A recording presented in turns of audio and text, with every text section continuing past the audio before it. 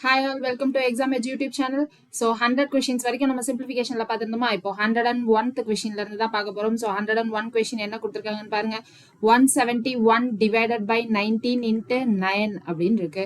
So 171 divided by 19. So straight away cancel பண்ணிடலாமா. So 19 tableல எனக்கு unit digit 1 வரணும் அப்படின்னா என்ன பண்ணணும், into 9 பண்ணணும். 9 9s are 81, 8. So 171 அப்படின்னு வந்துரும். So straight cancel பண்ணா 9, 9 into 9, 81 தான் நம்மளுடைய ஆன்சர். அடுத்த கொஸ்டின் பாருங்க. ஒரு பின்னத்தை அதனால் வகுக்கும் பொழுது மற்றும் அதன் பெருக்கு தொகையை அதன் தலைகீழால் வகுத்தால் 18 26/27 கிடைக்கிறது எனில் அசல் பின்னம் யாது அப்படின்னு கேட்டிருக்காங்க. ஸோ ஒரு பின்னத்தை அப்படின்னு சொல்லியிருக்காங்களா. ஸோ நான் x/y அப்படின்னு வச்சுக்கிறேன். அதனால் வகுக்கும் பொழுது அப்படின்னு சொல்லியிருக்காங்க. ஸோ அதே பின்னத்தால வகுக்கும் போது நமக்கு ஆன்சர் என்ன வந்துடும், 1 அப்படின்னு வந்துருமா. மற்றும் அப்படின்னு இருக்கு. ஸோ மற்றும் அப்படின்னா நம்ம என்ன பண்ணுவோம், எப்பயுமே மல்டிப்ளை பண்ணுவோமா. அதன் பெருக்கு தொகையை அதன் தலைகீழால் வகுத்தால் மற்றும் அதன் பெருக்கு தொகையை அப்படின்னா இது ரெண்டும் டிவைட் பண்ணியிருக்கோம். இப்ப இதை டிவைட் பண்றதுக்கு பதிலா அதன் பெருக்கு தொகையை அப்படின்னு சொல்லியிருக்காங்க. அப்ப x/y இன்ட்டு x/y அப்படின்னு வந்துடும். அதன் தலைகீழால் வகுத்தால் இதுதான் பெருக்கு தொகை. இதை என்ன பண்ணணும், தலைகீழா வகுக்க சொல்லியிருக்காங்க. அப்போ டிவைடட் பை x/y அப்படின்னு கிடைச்சிரும். ஸோ அப்போ 1 இன்ட்டு அதன் பெருக்கு தொகையை அதன் தலைகீழால் வகுத்தால் அப்படின்னு கிடைச்சிருச்சு. வகுத்தா என்ன கிடைக்குது, 1826/27 அப்படின்னு கிடைக்குது. அசல் பின்னம் யாது, x/y என்ன அப்படின்னு கேட்டிருக்காங்க. ஸோ அப்போ ஃபர்ஸ்ட் நமக்கு என்ன கேட்டிருந்தாங்க, நமக்கு ஒரு பின்னம் இருக்கு x/yன்னு. அந்த பின்னத்தை நம்ம என்ன பண்றோம், ஃபர்ஸ்ட் அதனால் வகுக்கும் பொழுது அப்படின்னு கேட்டிருக்காங்க. ஸோ அந்த பின்னத்தை அதனாலேயே வகுக்கும் பொழுது எனக்கு 1ன்னு வரும். மற்றும் அப்படின்னு என்ன சொல்லியிருக்காங்க, அதன் பெருக்கு தொகையை அப்படின்னா x/y இன்ட்டு x/y அதன் பெருக்கு தொகையை அதன் தலைகீழால் வகுத்தால். ஸோ அப்போ y/x அப்படின்னு வந்துடும். ஸோ அதை வகுத்தா நமக்கு என்ன கிடைக்குது அப்படின்னு சொல்லியிருக்காங்க, 18 26/27 அப்படின்னு சொல்லிட்டாங்க. ஸோ இதுதான் வந்து கொடுத்துருக்காங்க. இப்போ எனக்கு இது ரெண்டும் கேன்சல் ஆகி 1 அப்படின்னு கிடைச்சிருமா. இது என்ன நடக்கும், எனக்கு மேல தலைகீழா போயிடும்ல. அப்போ x/y இன்ட்டு x/y இன்ட்டு இங்க y/x இருக்கிறது நம்ம டிவிஷனா மல்டிபிளிகேஷனா மாத்துறேன். அப்போ y/x இருக்கிறது என்னவாயிடும், x/y மாறிடுமா, which is equal to 1826/27 அப்படின்னு வரும். ஸோ அப்போ இங்க என்னவாயிருச்சு, x³/y³ equal to 18 into 27 plus 26. So 18 into 27 அப்படின்னு பண்ணணும். ஸோ 18 இன்ட்டு 20 ஃபர்ஸ்ட் பண்ணிடலாமா, பண்ணா என்ன வரும், 360 அப்படின்னு வந்துடும். அப்புறம் 18 இன்ட்டு 5 தனியா பண்ணிக்கலாமா, பண்ணா என்ன வரும்னு சொல்லுங்க, 8 5s are 40, அப்புறம் 4 90 அப்படின்னு கிடைச்சிடும். அதுக்கப்புறம் 18 இன்ட்டு 2 பண்ணா 36. அப்போ இது எல்லாத்தையும் நம்ம என்ன பண்ணணும் அப்படின்னா ஆட் பண்ணணும். ஆட் பண்ணா 6 3 9 18 1 486 அப்படின்னு கிடைச்சிருச்சு. அப்ப 486 பிளஸ் 26 அப்படின்னா 512 அப்படின்னு வரும். 512/27. அப்ப x/y வேணும் அப்படின்னா என்னது, கியூப் ரூட் ஆஃப் 512/27. ஸோ 512 எதோட கியூப் ரூட் 8, 27 எதோட கியூப் ரூட் 3. அப்ப ஆன்சர் என்னது, அசல் பின்னம் என்னது நமக்கு 8/3. 8/3 நமக்கு இல்ல, மிக்சட் ஃபிராக்ஷனா மாத்திருக்காங்க. அப்ப 8/3னா 2ல நமக்கு 6 இருக்கும், மிச்சம் 2 இருக்கும். அப்போ 2/3 தான் நம்மளுடைய answer. So option B is the correct answer. அடுத்தது பாருங்க, 1 3/4, 2 1/2, 5 7/12 அப்படின்னு ஒரு 5 இது கொடுத்துருக்காங்க. ஆகியவற்றின் கூட்டுத்தொகையில் இருந்து எந்த மிகச்சிறிய பின்னத்தை கழித்தால் கிடைக்கும் விடை ஒரு முழு எண்ணாக இருக்கும் அப்படின்னு கேட்டிருக்காங்க. ஃபர்ஸ்ட் இது என்ன பண்ணணும், இதனோட கூட்டுத்தொகை தெரியணும். சோ கூட்டுத்தொகை ஃபர்ஸ்ட் 103வது கணக்காயுது. 1 3/4 அப்படின்னு ஒண்ணு இருக்கு. அடுத்து 2 1/2 அப்படின்னு இருக்கு. அடுத்து என்ன இருக்கு, 5 7/12, அப்புறம் 3 1/3 அப்படின்னு இருக்கு. இன்னும் கடைசி பின்னம் என்னது, 2 1/4 அப்படின்னு இருக்கு. சோ இதனோட கூட்டுத்தொகை ஃபர்ஸ்ட் நான் என்னன்னு தெரிஞ்சுக்கலாம். அதுக்கப்புறம் மிச்சம் இருக்க பாதி கணக்கு என்ன அப்படின்னு பார்க்கலாம். இதனோட கூட்டுத்தொகைக்கு இதை ஃபர்ஸ்ட் மிக்சர் ஃபிராக்ஷனா மாத்தோம்னா 4 + 3 7. ஸோ 7/4 இங்க மல்டிப்ளை பண்றோம் பிளஸ், அப்போ இங்க 5/2 அப்படின்னு கிடைச்சிடும். அதுக்கப்புறம் என்ன பண்ணும், இங்க 5 × 12 60, 60 + 7 67/12 அப்படின்னு வரும். பிளஸ் இங்க என்னது 9 + 1, ஸோ 10/3. பிளஸ் இங்க என்னது 8 + 1 9, 9/4 அப்படின்னு வந்துடும். கீழே என்ன இருக்கு பாருங்க, 4 2 12 3 4ன்னு இருக்கு. அப்ப இதுக்கு எல்சிஎம் எடுத்தீங்க அப்படின்னா 12 அப்படின்னு வந்துடும். சோ இங்க 12 வர்றதுக்கு என்ன பண்ணும், மல்டிப்ளை பை 3. அப்ப 7 3s are 21 பிளஸ் இங்க 12 வரணும்னா என்ன பண்ணும், மல்டிப்ளை பை 6. அப்ப இங்க மல்டிப்ளை பை 6 அப்படின்னா 30 அப்படின்னு வந்துடும். இங்க ஏற்கனவே 12 தான் இருக்கு. சோ 67 அப்படியே தான் இருக்கும். இங்க 12 வரணும்னா இன்ட்டு 4. அப்ப 10 4s are 40. இங்க 12 வரணும்னா என்னது, இங்க இன்ட்டு 3 9 3s are 27 அப்படின்னு கிடைச்சிடும். ஸோ இப்போ இது எல்லாத்தையும் ஆட் பண்ணுமா, ஆட் பண்ணா என்ன வரும், எனக்கு இங்குது 30 + 40 70 அப்படின்னு கிடைச்சிரும். 70 + 67. அதுக்கப்புறம் இது ரெண்டையும் பண்ணா நமக்கு என்ன வந்துடும், 48 அப்படின்னு கிடைச்சிருமா. ஸோ 15 1 18 கிடைக்கும். ஸோ 185/12 அப்படின்னு கிடைச்சிருக்கு. இப்போ கூட்டுத்தொகை மட்டும் தான் கிடைச்சிருக்கு. இப்போ கொஸ்டின் பாருங்க, எந்த மிகச்சிறிய பின்னத்தை கழித்தால் கிடைக்கும் விடை ஒரு முழு எண்ணாக இருக்கும். இதோட எந்த சிறிய பின்னத்தை நான் கழிச்சா அப்படின்னா எனக்கு வந்து முழு எண்ணா இருக்கும், அதாவது ஃபிராக்ஷன் இல்லாம முழு எண்ணா இருக்கும்னு கேக்குறாங்க. சோ ஆப்ஷன்ல இருந்து போலாமா, ஃபர்ஸ்ட் 5/12 அப்படின்னு கழிச்சு பார்ப்போமா. சோ 5/12னா என்ன வரும், 185 - 5/12 அப்படின்னு கிடைச்சிடும். அப்போ 180/12ன்னு வருமா. சோ இதை நம்ம 12ஆம் வாய்ப்பாடுல கேன்சல் பண்ணா 1ல 12 மிச்சம் 6, அப்போ 5 அப்படின்னு முழு எண்ணா கிடைச்சிருச்சா. சோ அப்போ நம்மளுடைய ஆன்சர் என்னது, ஃபர்ஸ்ட் ஆன்சரே நமக்கு, ஃபர்ஸ்ட் ஆப்ஷனே நமக்கு ஆன்சரா வந்துருச்சு. இங்க 7/12ன்னு போட்டா கூட நமக்கு முழு எண்ணா வரலாம். ஆனா மிகச்சிறிய பின்னத்தையும் கேட்டிருக்காங்கல்ல, அப்போ 7/12 விட 5/12 தானே நமக்கு மிகச்சிறிய பின்னம். சோ அதனால ஆப்ஷன் ஏ தான் வந்து நமக்கு கரெக்டா வரும். இப்போ 1/2ன்னு போட்டா என்ன வரும், 185/12 - 1/2ன்னு போடுறேன்னா இங்க கீழே 1 ஆக்குறதுக்கு 6ன்னு போடுவோம். 185 - 6 அப்படின்னா 179ன்னு வருமா. 179/12ன்னு போட்டா எனக்கு முழு எண் வராது. ஓகேவா. சோ அதனால இந்த கொஸ்டினுக்கு ஆன்சர் ஆப்ஷன் ஏ தான். அடுத்து ரோஹித்திடம் ஒரு பின்னத்தின் 7/9 பாகத்தை கண்டுபிடிக்குமாறு கூறப்பட்டது. சோ ஒரு பின்னத்தின் 7/9 பாகத்தை கண்டுபிடிக்குமாறு கூறப்பட்டதா. அப்போ ஒரு பின்னம் x/y இருக்கு, அதோட 7/9 பாகத்தை கண்டுபிடிக்க சொல்லியிருக்காங்க. சரியா. ஆனால் அவன் அந்த பின்னத்தை 7/9 வகுத்து தவறு செய்து விட்டான். ஆனா அவர் என்ன பண்ணிருக்காரு, 7/9ன்னு எனக்கு வகுத்துட்டாரு, டிவைடட் பை 7/9 அப்படின்னு போட்டாரு. அதனால் அவனுக்கு கிடைத்த விடை சரியான விடையை விட, இதான் சரியான விடை, நான் ஏ அப்படின்னு வச்சுக்கிறேன்னு வைங்க. அவனுக்கு இங்க என்ன விடை கிடைச்சிருக்கு அப்படின்னா, சரியான விடையை விட 8/21 கூடுதலாகும் எனில் சரியான விடை என்னது அப்படின்னு கேட்டிருக்காங்க. சரியான விடைனா இந்த எக்ஸ் தான், சாரி இந்த ஏ தான் நமக்கு என்ன அப்படின்னு கேட்டிருக்காங்க. அப்ப என்ன பண்ணும், இங்க A in terms of X and ஒய்ல இருக்குல்ல, அதை எடுத்துட்டு வந்து இங்க சப்ஸ்டியூட் பண்ணும். சப்ஸ்டியூட் பண்ணீங்க அப்படின்னா நமக்கு என்ன கிடைக்கும், in terms of X and ஒய்ல கிடைக்கும். அதுக்கப்புறம் நம்ம ஏ என்ன அப்படின்றத நம்ம கண்டுபிடிச்சிக்கலாம். சோ இதை தனியா பண்ணலாமா. 104வது கொஸ்டினா. சோ 104வது கொஸ்டின்ல நமக்கு பின்னம்னு சொல்லியிருக்காங்க, அதனால நான் x/y அப்படின்னு வச்சுக்கிறேன். அத என்ன பண்ணும், 7/9 பகுதி என்ன அப்படின்றதுதான் தெரியணும். ஆனா அவங்க என்ன பண்ணிட்டாங்க, எனக்கு 7/9 பகுதிக்கு பதிலா அவங்க வகுத்துட்டாங்க. அப்படி வகுத்ததுனால எனக்கு சரியான விடையை விட எவ்வளவு கூடுதல் வருது, 8/21 கூடுதல் வருது. இப்ப நான் என்ன பண்ண போறேன், இந்த வேல்யூ எடுத்துட்டு வந்து இங்க சப்ஸ்டியூட் பண்ண போறேன். சப்ஸ்டியூட் பண்ணா என்ன வரும், இதை ஃபர்ஸ்ட் நம்ம வந்து என்ன பண்ணலாம், x/y இன்ட்டு இதை வந்து நம் டிவிஷனா மல்டிபிளிகேஷன் மாத்தினா தலைகீழ ஆயிடுமா.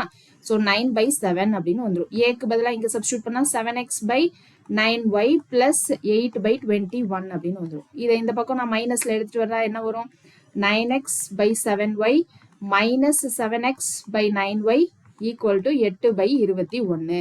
அப்புறமா இங்க மைனஸ் பண்ணணும்னா எனக்கு கீழே சேமா வேணுமா, இங்க 9 இங்க 7ன்னு இருக்கு. கிராஸ் மல்டிப்ளை பண்ணா இங்க என்னது 81x மைனஸ் இங்க கிராஸ் மல்டிப்ளை பண்ணா 49x divided by 9 7s are 63y which is equal to 8/21. இதை 21ஆம் வாய்ப்பால அடிச்சா 3 அப்படின்னு வந்துரும். 81ல நமக்கு 49 போச்சு அப்படின்னா என்ன வரும், 81ல 49 போகணும், போச்சு அப்படின்னா நமக்கு 30 சில்லற வருமா. ஸோ 32x/3 = 8ன்னு வரும். இதை நான் இப்போ 8ஆம் வாய்ப்பாலே அடிச்சா 4ன்னு வரும். ஸோ அப்போ எக்ஸோட வேல்யூ என்னது, x/y = 3/4 அப்படின்னு கிடைச்சிடும். நமக்கு இந்த பின்னம் என்னன்னு கேட்கல, சரியான விடை என்னன்னு தான் கேட்டிருக்காங்க. ஸோ சரியான விடை இந்த ஏ தான் என்னன்னு கேட்குறாங்க.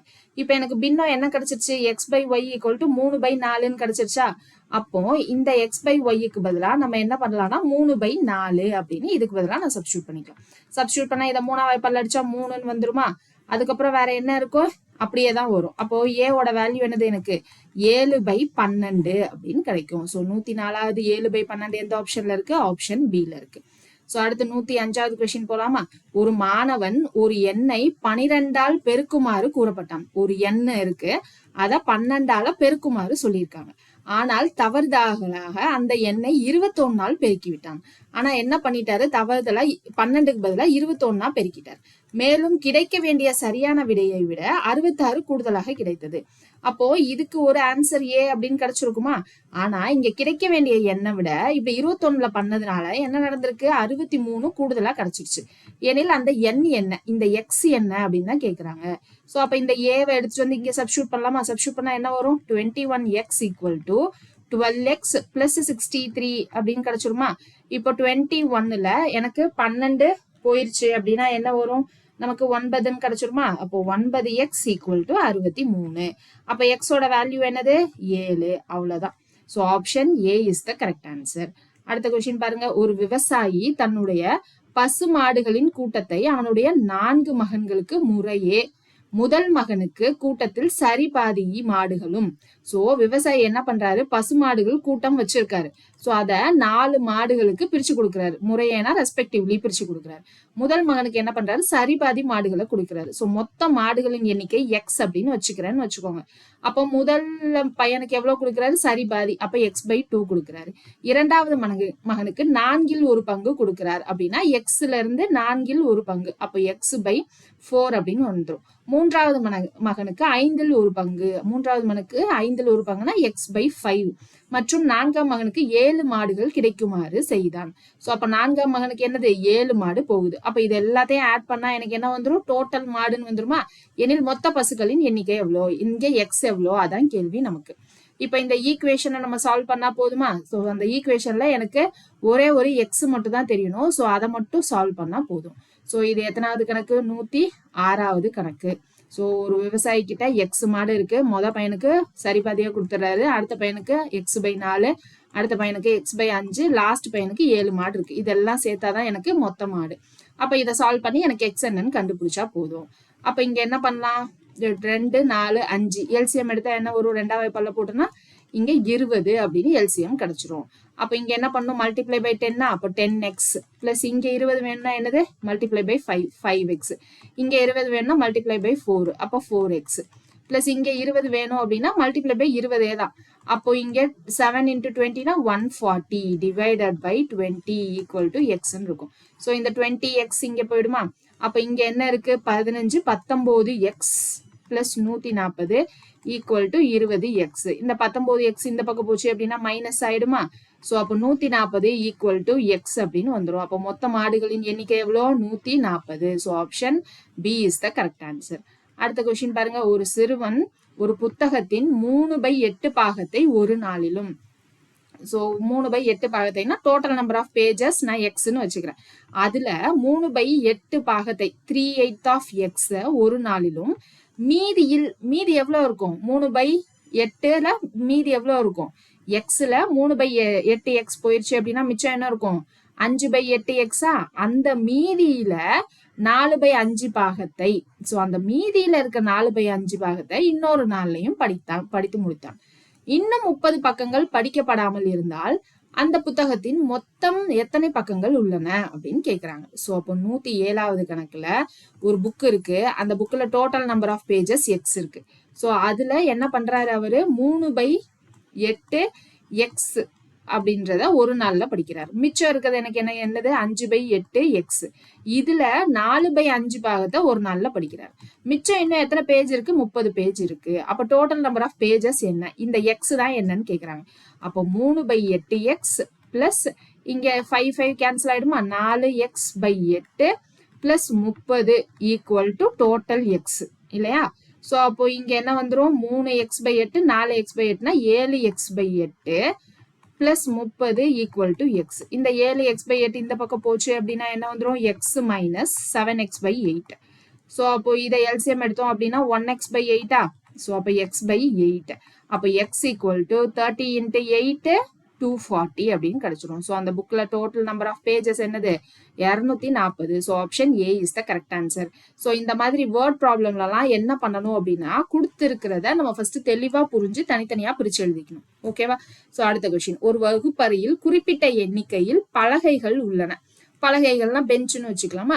ஒரு பலகையில் 6 மாணவர்கள் அமர்த்தப்பட்டால், ஸோ ஒரு பலகை இருக்கு, அதுல வந்து 6 பேர், ஒரு பலகை இருக்கு, அதுல 6, 1 2 3 4 5 6 பேர் அமர்த்தப்பட்டால் அனைத்து மாணவர்களையும் அமர வைப்பதற்கு மேலும் ஒரு பலகை தேவைப்படும் அப்படின்னு சொல்லியிருக்காங்க.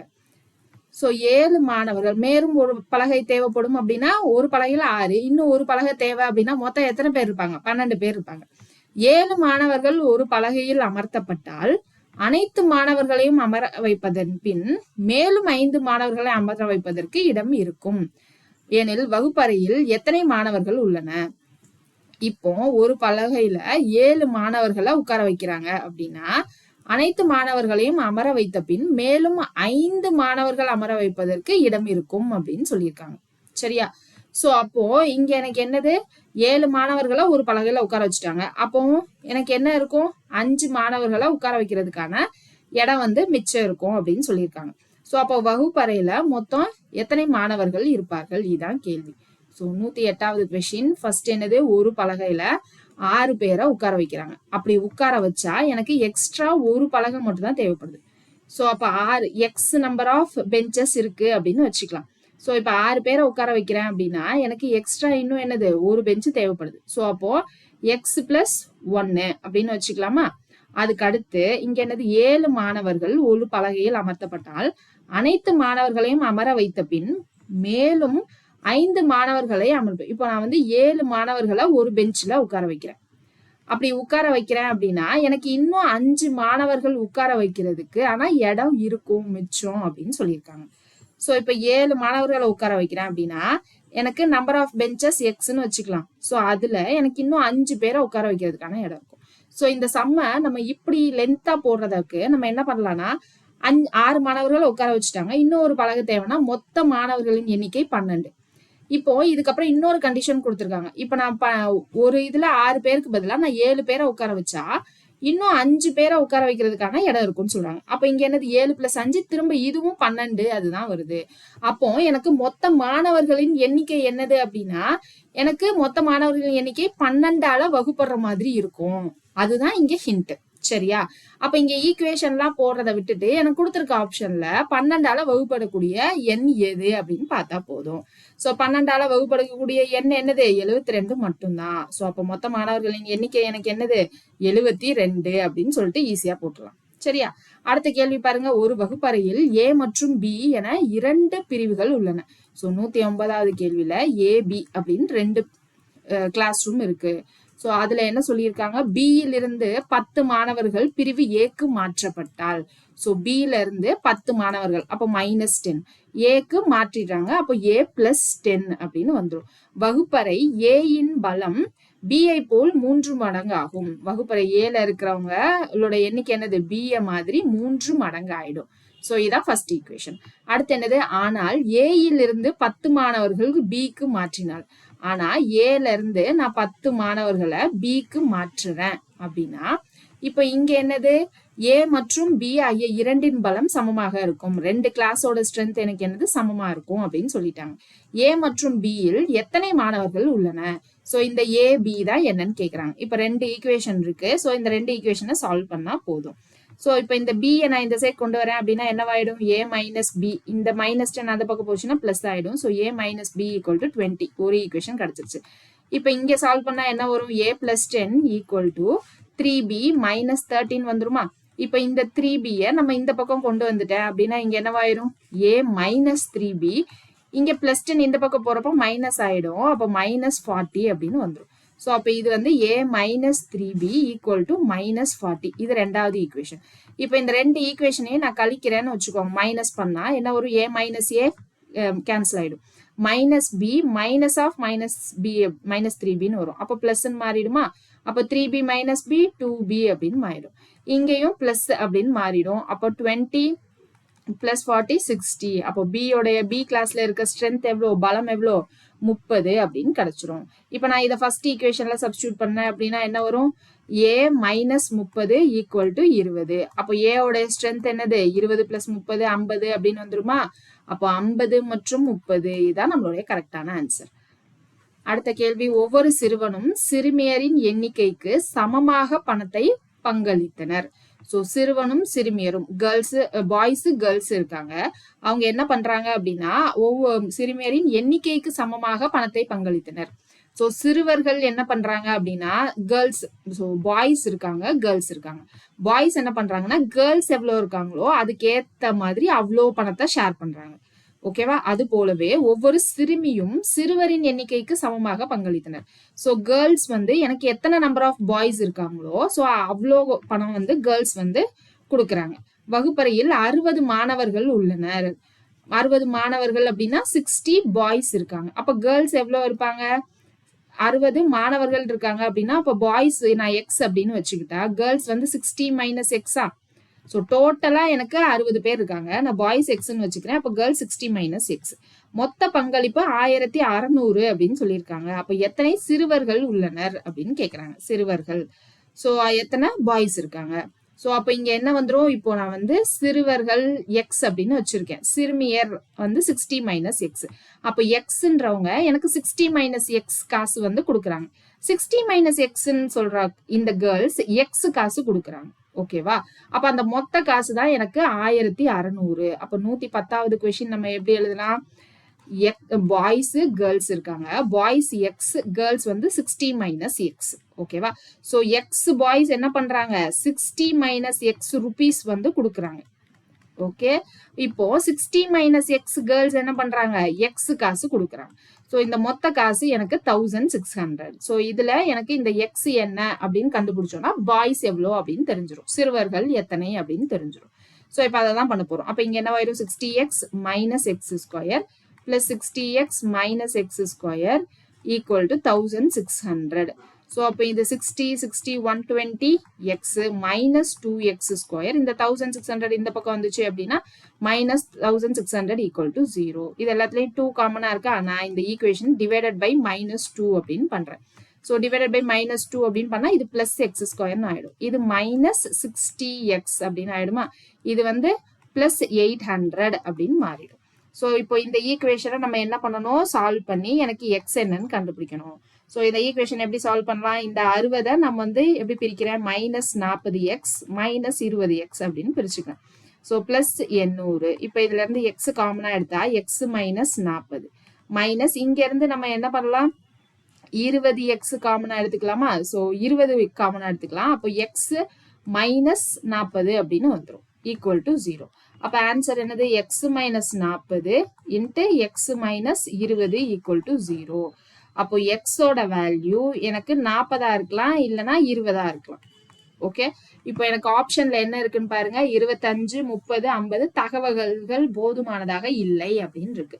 ஸோ அப்போ எனக்கு எக்ஸ் வேல்யூக்கு 2 வேல்யூ கிடைச்சிருக்கு. இந்த 2 வேல்யூல ஏதுன்னு கண்டுபிடிக்கிற மாதிரி எந்த கண்டிஷனும் கொடுக்கல. ஸோ அப்போ இங்க என்னது? டேட்டா இன்அடிக்குவேட், தகவல்கள் போதுமானதாக இல்லை. சரியா? அடுத்த கொஸ்டின், சில மாணவர்கள் சுற்றுலா செல்ல திட்டமிட்டனர். உணவிற்காக 500 திட்டமிட்டு இருந்தனர் அப்படின்னு இருக்கு. சோ சில மாணவர்கள், எத்தனை மாணவர்கள்னு தெரியாது, நான் எக்ஸ் மாணவர்கள்னு வச்சுக்கிறேன். ஸோ சுற்றுலாவுக்கு திட்டமிட்டு இருக்காங்க. அவங்க என்ன பண்றாங்க? ஸ்நாக்ஸுக்கு 500 செலவு அப்படின்னு சொல்லியிருக்காங்க. ஸோ 500 ருபீஸ் வந்து செலவு. அப்போ ஒருத்தரோட ஷேர் என்னவா இருக்கும்? ஒருத்தரோட ஷேர் வந்து எனக்கு 500 பை எக்ஸா ஒருத்தரோட ஷேரு. இப்ப அடுத்தது, ஆனால் 5 மாணவர்கள் சுற்றுலா செல்லவில்லை. இப்ப எனக்கு என்னது? எக்ஸ் பேர் போல எக்ஸ் மைனஸ் 5 பேர் தான் போறாங்க. அப்போ இங்க இப்போ ஒருத்தரோட ஷேர் என்னவாயிடும்? 500 பை எக்ஸ் மைனஸ் 5 அப்படின்னு மாறிடும். எனவே ஒவ்வொருவரின் உணவிற்கும் கூடுதலாக ரூபாய் 5 தேவைப்பட்டது. எனில் எத்தனை மாணவர்கள் சுற்றுலா சென்றனர் அப்படின்னு கேக்குறாங்க. அதாவது இந்த எக்ஸ் மைனஸ் 5 தான் என்ன அப்படின்றது கேள்வி. இப்ப எனக்கு ஷேர் என்னவாகும்? நம்பர் ஆஃப் ஸ்டூடெண்ட்ஸ் குறையிறாங்க அப்படின்னா ஷேர் கூடும்ல. சோ அந்த கூடின ஷேர் தான் என்ன அப்படின்னா 5 ரூபாய் கூடியிருக்கு. சோ அப்ப இது ஒருத்தரோட ஷேரு. எனக்கு 500 பை எக்ஸ் மைனஸ் 5ன்றது ஒருத்தரோட ஷேரு மைனஸ் இந்த ஒரிஜினலா இருந்த ஷேர். சோ இதோடைய வித்தியாசம் என்னது? எனக்கு 5 ரூபாய் அப்படின்னு வந்துருச்சு. ஸோ இப்போ இந்த ஈக்குவேஷனை சால்வ் பண்ணா நமக்கு போதுமானது. ஸோ அப்போ இங்கே ஆன்சர் என்ன வந்துடும்? எல்சிஎம் எடுப்போமா, கிராஸ் மல்டிப்ளை பண்ணுவோம். அப்போ 500x minus 500 into x minus 5 divided by x into x minus 5 equal to 5 அப்படின்னு இருக்கும். ஸோ இந்த ஈக்குவேஷன் சால்வ் பண்ணா நீங்க ஆப்ஷன்ஸ்ல இருந்தும் போகலாம் இந்த மாதிரி கொஸ்டினுக்கு. ஆனா நான் நிறைய எல்லா கொஸ்டினுக்கும் நமக்கு ஆப்ஷன்ல இருந்து போக முடியுமான்னு தெரியாது. அதனாலதான் நான் என்ன பண்றேன்னா எல்லாத்துக்கும் நான் வேர்ட் ப்ராப்ளம்க்கு எக்ஸ்பிளைன் பண்ணி போட்டுட்டு இருக்கேன். சரியா? ஸோ ஷார்ட்கட் நான் எதுவுமே சொல்லல. வேர்ட் ப்ராப்ளம் எக்ஸ்பிளைன் பண்ணி போடுறதுக்கான காரணமே வந்து எனக்கு நிறைய இடத்துல இப்பெல்லாம் ஷார்ட்கட் அப்ளை பண்ற மாதிரி நமக்கு சம்ஸ் வர மாட்டேங்குது. ஸோ அதனாலதான் நம்ம என்ன பண்றோம் அப்படின்னா கரெக்டா போட்டுட்டு இருக்கோம். ஸோ அதனால நீங்களும் இதே மாதிரியே ட்ரை பண்ணி பாருங்க. ஸோ இப்போ இந்த ஈக்குவேஷன் என்ன பண்ணலாம்? டிவைடட் பை 5ன்னு போடலாமா? போட்டா என்ன வரும்? 500 equal to X square minus 5x அப்படின்னு வந்துடும். ஸோ அப்போ இங்கே X square minus 5x minus 500 equal to 0. So இப்போ இந்த 5x நம்ம எப்படி பிரிக்கலாம்? மைனஸ் 500 வேற இருக்கு. ஸோ அப்போ இங்க மைனஸ் 5ன்னு வேணும், இங்க 500. ஸோ 500 வேணும்னா 25 2 போடுறப்போ எனக்கு 15 வரும். அப்போ 25 into 20 போடுறப்போ 500 வந்துருமா? அப்போ X square minus 25x plus 20x, அதாவது இந்த 5 வந்து மைனஸ் 25x பிளஸ் 20x அப்படின்னு பிரிக்கிறேன். So equal to 0. இதுல இருந்து நான் எக்ஸ் காமனா எடுத்துட்டா என்ன வரும்? எக்ஸ் மைனஸ் 25 பிளஸ் இங்க இருந்து நான் 20 காமனா எடுக்கிறேன். 20 காமனா எடுத்துட்டா என்ன வரும்? X minus 25 equal to 0. இதுக்கப்புறம் இந்த எக்ஸ் மைனஸ் 25 ரெண்டுலையும் காமனா இருக்கும். So X minus 25 into X plus 20 equal to 0. அப்போ எக்ஸோட வேல்யூ எனக்கு 25, அப்படி இல்லைன்னா மைனஸ் 20 அப்படின்னு வருமா? எனக்கு நம்பர் ஆஃப் ஸ்டூடெண்ட்ஸ் நெகட்டிவ்ல வர மாட்டாங்கல்ல. ஸோ அப்போ இந்த ஆப்ஷன் வராது. அப்போ நம்பர் ஆஃப் ஸ்டூடெண்ட்ஸ் 25, மொத்த நம்பர் ஆஃப் ஸ்டூடெண்ட்ஸ் 25. எனக்கு சுற்றுலா போனவங்க மட்டும் எத்தனைன்னு தான் கேட்குறாங்க. அப்போ 25 மைனஸ் 5 20 பேர் தான் சுற்றுலா போயிருக்காங்க. So option B is the correct answer. அடுத்தது 90 கேள்விகள் உள்ள ஒரு பொது வினா விடை தேர்வில் ஒவ்வொரு சரியான பதிலுக்கும் 5 மதிப்பெண். சோ சரியா எழுதுனா 5 மதிப்பெண் வழங்கப்பட்டன மற்றும் ஒவ்வொரு தவறான பதிலுக்கு 2 மதிப்பெண்கள் குறைக்கப்பட்டன. எல்லா கேள்விகளுக்கும் பதிலளித்த பின் ஒரு மாணவன் 387 மதிப்பெண் பெற்றான். சோ எல்லா மார்க்கும் எல்லாம் பண்ணதுக்கு அப்புறமா 387 மார்க் வாங்குறாரு. அவன் எத்தனை கேள்விகளுக்கு தவறான பதில் எழுதியிருப்பான்? சோ தவறான பதில் தானே கேட்டிருக்காங்க. அப்போ இந்த தவறான பதிலுக்கு நான் எக்ஸ்ன்னு வச்சுக்கிறேன். அப்ப சரியா எழுதின பதில் என்னவா இருக்கும்? 90 மைனஸ் எக்ஸா? மொத்த கேள்வி 90, அதுல தவறா எழுதுனது எக்ஸ் அப்படின்னா கரெக்டா எழுதுனது 90 மைனஸ் எக்ஸ் அப்படின்னு வந்துடும். சோ அப்போ எனக்கு இது ரெண்டையும் நான் வந்து மல்டிப்ளை பண்ணுவேன்னா எத்தனாவது கொஸ்டின்? 112வது கொஸ்டின். சோ மொத்தமா 90 கேள்வி இருக்கு. அதுல சரியா எழுதுனா 5 மார்க், தப்பா எழுதுனா 2 மார்க். நான் தப்பா எழுதின நம்பர் ஆஃப் கொஸ்டின் எக்ஸ் அப்படின்னு வச்சுக்கிறேன். அப்ப சரியா எழுதின நம்பர் ஆஃப் கொஸ்டின் என்னது? 90 மைனஸ் எக்ஸ். சோ இது வந்து நெகட்டிவ் மார்க்கா இந்த 2, அதனால நான் மைனஸ் பண்றேன். சோ மைனஸ் பண்ணதுக்கு அப்புறமா எனக்கு மொத்த மார்க் 387 அப்படின்னு கிடைச்சிச்சு. இப்ப இந்த எக்ஸ் தான் என்ன அப்படின்னு கொஸ்டின்ல கேட்டிருக்காங்க. சோ அப்போ இந்த ஈக்குவேஷன் சால்வ் பண்ணா போதுமா? 450 minus 5x minus 2x equal to 387 அப்படின்னு வந்துடும். சோ இந்த 387 இந்த பக்கம் வந்துச்சு அப்படின்னா 450 மைனஸ் 387 ஈக்குவல் டு இங்க வந்து மைனஸ் 7x இருக்கும், அந்த பக்கம் போச்சு அப்படின்னா பிளஸ் 7x. இப்போ 450ல எனக்கு 387 போகணும். ஸோ 387 போச்சுன்னா 380னா 60, இது அப்போ இது 63 அப்படின்னு வருமா? ஸோ அப்போ இது 7x. அப்போ x ஈக்குவல் டு 9. அப்போ தவறான விடை எத்தனை எழுதியிருக்காங்க? 9 எழுதியிருக்காங்க. அப்போ ஆன்சர் எந்த இதுல இருக்கு? ஆப்ஷன் ஏல இருக்கு. அடுத்த கொஸ்டின். ஒரு கயிற்றின் 120 மீட்டர் நீளத்தை அளந்த பின் அளக்கும் கம்பி 3 சென்டிமீட்டர் நீளம் என கண்டுபிடிக்கப்பட்டது. ஒரு கயிறை வந்து அளந்திருக்காங்க 120 மீட்டர் நீளம் அப்படின்னு சொல்லிட்டு. ஆனா அதை அளக்குறதுக்கு எனக்கு 1 மீட்டர் கம்பியை யூஸ் பண்ணிருப்பாங்க. சோ ஆனா அளக்கும் கம்பி எனக்கு என்னவா இருக்கு? 3 சென்டிமீட்டர் ஜாஸ்தியா இருக்குன்னு அப்புறமா தான் கண்டுபிடிச்சிருக்காங்க. அப்போ நான் யூஸ் பண்ண கம்பி 1 மீட்டர் கிடையாது, 3 சென்டிமீட்டர் ஜாஸ்தி. அப்படின்னா என்னது? 3 சென்டிமீட்டர் திரும்ப மீட்டரா மாத்தினா என்ன வரும்? 3/100 வருமா? அப்ப 0.03 அப்படின்னு வரும். அப்ப இங்க 1 பிளஸ் 0.03 மீட்டர் இருந்திருக்கு அளக்கிற கம்பி. எனில் அளக்கப்பட்ட கயிற்றின் உண்மையான நீளம் என்ன? சோ இந்த கொஸ்டின் ஆன்சர் நீங்களே எனக்கு கமெண்ட் செக்ஷன்ல சொல்றீங்களா? ஹிண்ட் கொடுத்துட்டேன். எனக்கு 1 மீட்டர் கம்பி இல்ல, இப்ப அது என்னவாயிடுச்சு? 1.03 மீட்டர் கம்பி ஆயிடுச்சு. அப்போ நான் அளந்த கயிறோட நீளம் என்னது? 120 இன்ட்டு 1.03. சோ இது எனக்கு மாத்திட்டு ஆன்சர் கமெண்ட் செக்ஷன்ல சொல்றீங்களா? சோ அடுத்த கொஸ்டின் பாருங்க. ரசீதின் விலை 3/5 பகுதி செலுத்தியுள்ளேன். சோ ரசீதுல இருக்கிற விலையை விட ரசீதுல இருக்க விலை எக்ஸ்ன்னு வச்சுக்கிறேன். ஸோ அதுல 3/5 பகுதியை செலுத்தியிருக்காங்க. ஓகே. ஸோ அடுத்தது இன்னும் ரசீதில் 400 பாக்கி என்றால் ரசீதின் மொத்த மதிப்பு என்ன? ஸோ இன்னும் 400 ரூபாய் பாக்கி இருக்கு எனக்கு 3/5 நான் கட்டினதுக்கு அப்புறமா. ஸோ இன்னும் 400 பாக்கி இருக்கு அப்படின்னா என்ன அர்த்தம்? 3/5 கட்டிட்டேன். அப்போ மிச்சம் எனக்கு என்ன இருக்கு? 2/5 பங்கு இருக்கா? ஸோ அந்த 2/5 பங்கு தான் 400. அப்ப ரசீதுல இருக்க எனக்கு எக்ஸ் பங்கு என்ன அப்படின்னு தெரியணும்னா என்னது? 400 × 5/2ன்னு போட்டுக்கலாமா? அப்ப இது 2 கேன்சல் ஆயிடும். 200 200 × 5 அப்படின்னா 1000. ஸோ மொத்த மதிப்பு 1000 ரூபாய். அடுத்து ஒரு நபர் 1 ரூபாய் 5 ரூபாய் மற்றும் 10 ரூபாய் நோட்டு வகைகள் மொத்தம் 640 ரூபாய் வச்சிருந்தாங்க. ஸோ 1 ரூபாய் 5 ரூபாய் 10 ரூபாய் அதனுடைய மதிப்பு கொடுத்துருக்காங்க. ஸோ 1 ரூபாய் 5 ரூபாய் 10 ரூபாய். ஸோ இது வந்து எனக்கு எக்ஸ், இது ஒய், இது இசட். 1 ரூபி 5 ரூபி 10 ருபீஸ் இதனுடைய மொத்த மதிப்பு எனக்கு என்னது? 640 ரூபாய் அப்படின்னு கொடுத்துருக்காங்க. ஒவ்வொரு வகை நோட்டுகளும் சமமாக இருந்தால் மொத்த நோட்டுகளின் எண்ணிக்கை எவ்வளவு? ஸோ ஒவ்வொரு நோட்டும் சமம் அப்படின்னு சொல்லிட்டாங்க. அப்ப நான் எக்ஸ் எக்ஸ் எக்ஸ்னே வச்சுக்கிறேன். மொத்த நோட்டுகளின் எண்ணிக்கை, ஸோ இந்த எக்ஸ் எக்ஸ் எக்ஸ்னா 3x. இந்த மொத்த நோட்டுகளின் எண்ணிக்கை தான் என்ன அப்படின்னு கேக்குறாங்க. சோ எனக்கு இது 640 ரூபாய் அப்படின்னு சொல்லியிருக்காங்களா? சோ அப்போ இங்க எனக்கு இது என்னது? இது காயின், அதாவது நம்பர்ஸ். இது வந்து நம்பர்ஸ் இல்ல. சோ அதனுடைய மதிப்பு வேணும் அப்படின்னா இந்த மதிப்போட மல்டிப்ளை பண்ணுமா? சோ அப்போ எக்ஸ். இப்ப இதுவும் எனக்கு எக்ஸ்ன்னு மாறிடுச்சு. அப்ப இது வந்து மதிப்பு 5x. அப்ப இதோட மதிப்பு எனக்கு என்னது? 10x. ஸோ இந்த மூணத்தோட மதிப்பையும் கூட்டினா எனக்கு 640 ரூபா வருது. அப்ப இது 15 16x = 640. அப்ப எக்ஸோட வேல்யூ என்னது? 40 அப்படின்னு கிடைச்சிரும். எனக்கு 3x மொத்த நோட்டுகளின் மொத்த எண்ணிக்கை வேணும் இல்லையா? சோ மொத்த எண்ணிக்கை அப்படின்னா 40 40 40னா 3 × 40 120 அப்படின்னு கிடைச்சிரும். So option C is the correct answer. அடுத்து 116வது கேள்வி. ஒரு பையில் 1 ரூபாய் நாணயம், 50 பைசா நாணயம் மற்றும் 25 பைசா நாணயம் இருந்துச்சு. ஸோ 1 ரூபாய் 50 பைசா 25 பைசா. ஸோ 1 ரூபாய் 50 பைசா 25 பைசா நாணயம் இருந்திருக்கு. ஆக மொத்தம் 175 நாணயங்கள் இருந்தன. ஸோ மொத்தம் எத்தனை நாணயங்கள்? இது நான் எக்ஸ், இது வந்து numbers. So number of coins. So இது வந்து நான் எக்ஸ் நம்பர், இந்த 50 paisa coin y number, 25 paisa coin z number அப்படின்னு வச்சுக்கிறேன். ஸோ மொத்த நாணயங்களின் எண்ணிக்கை 175 நாணயங்கள். ஒவ்வொரு ரக நாணயங்களின் எண்ணிக்கையும் சமமாக இருந்தால் பையில் உள்ள மொத்த பணத்தின் மதிப்பு என்ன? ஒவ்வொரு ரக நாணயங்களின் எண்ணிக்கையும் சமமாக இருந்தால். சோ அப்போ இங்க இருக்கிற எல்லா நாணயங்களின் எண்ணிக்கையும் எனக்கு சமம் அப்படின்னு சொல்லியிருக்காங்க. சொல்லிட்டு என்ன கேக்குறாங்க?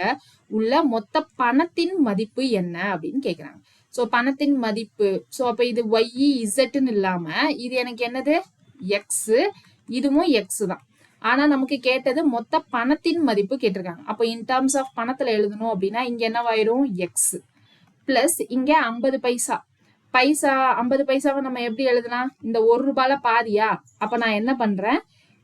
எனக்கு இந்த எக்ஸ்ன்னு இருக்கத இந்த எக்ஸ்ல மதிப்புல பாதி. அப்ப நான் x/2 அப்படின்னு எழுதிக்கிறேன். இது வந்து எனக்கு இதுவும் ஈக்குவல், அதே எக்ஸ் தான். ஆனா இது 25 பைசா. அப்போ இதனுடைய மதிப்புல எனக்கு என்னது? 25 பைசானா x/4 அப்படின்னு எழுதிக்கலாமா? So x/4. இதுல எனக்கு இதெல்லாம் வந்து மதிப்பு. இந்த மதிப்பு தான் எத்தனை அப்படின்னு கேள்வியில கேட்டிருக்காங்க. சோ இப்ப இங்க எல்சிஎம் எடுத்தா என்ன வரும்? 4x plus 2x plus x அப்படின்னு வந்துரும் divided by 4 which is equal to இது என்னது? 7x. so 7x/4. இந்த மதிப்பு என்ன அப்படின்னு கேக்குறாங்க. இப்ப இது வந்து 175 அப்படின்னு சொல்லியிருக்காங்க. இந்த 175 நம்ம 3 காயினா பிரிக்க முடியுமா? 3 இதுவா பிரிக்கலாமா? 125/3 பிரிச்சா எனக்கு காயின் கணக்கு வந்து கரெக்டா வராது. சோ இதுதான் எனக்கு என்னது? காயின் கணக்கும் வந்துரும். சோ அப்ப இது வந்து 175 அப்படின்னு வந்துச்சுன்னா இப்ப இதை 7 வாய்ப்பால் அடிச்சோன்னா என்ன வரும்? 2ல 14 மிச்சம் 3. சோ 25 அப்படின்னு வரும். அப்ப x = 25 × 4 என்னது? 100 அப்படின்னு கிடைச்சிருச்சு. சோ அப்ப x ஓட மதிப்பு எனக்கு 100. அடுத்து இங்க x/2 ஓட மதிப்பு எனக்கு என்ன வந்துரும்? 50. அப்புறம் x/4 ஓட மதிப்பு என்ன வந்துரும்? 125. அப்போ மொத்த மதிப்பு என்ன அப்படின்னு பாத்தீங்கன்னா 175. ஸோ இந்த 175ன்றது எனக்கு நம்பர் ஆஃப் காயின்ஸ், கரெக்டா? ஸோ அது வந்து அவங்களே கொடுத்துருந்தாங்க. இப்போ இந்த எக்ஸ் நான் கண்டுபிடிச்சது வந்து இது நம்பர் ஆஃப் காயின்ஸா இல்ல ஒரு இதுலயும் இல்ல நம்ம என்ன கண்டுபிடிச்சிருக்கோம் இல்ல இது வந்து மதிப்பா அப்படின்றத பார்க்கணும். ஸோ இந்த கொஸ்டின்ல ஃபர்ஸ்ட் என்ன கொடுத்துருந்தாங்க, 1 ரூபி, 50 பைஸ், 25 பைஸ். இதுல மொத்த நாணயங்களின் எண்ணிக்கை 175ன்னு கொடுத்துருக்காங்க.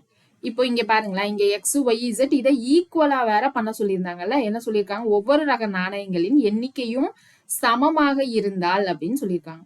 ஸோ எண்ணிக்கையும் சமம் அப்படின்னா இங்க வந்து நம்பர் ஆஃப் காயின்ஸ் எனக்கு எக்ஸ் எக்ஸ் எக்ஸ்ன்னு சொல்லல. ஸோ அதை தான் நான் இங்க சொல்ல வரேன். இங்க என்ன சொல்ல வராங்க அப்படின்னா, எனக்கு இந்த காயினோட அமௌண்ட் இருக்குல்ல, 1 ரூபாய் காயினோட அமௌண்ட் எக்ஸ் இன்ட்டு 1 அது வந்து எதுக்கு சமம் அப்படின்னா இதுக்கு சமம், இதனுடைய அமௌண்ட்டுக்கு சமம். அப்போ இதனுடைய அமௌண்ட்டுக்கு சமம் அப்படின்னு சொல்லியிருக்காங்க. சரியா? அப்போ இங்க என்ன பண்ணுவோம், 50 பைசா அப்படின்னா 0.5 அப்படின்னு போடுவோமா? ஸோ 0.5 ஒய் அப்படின்னு போடுவோம்.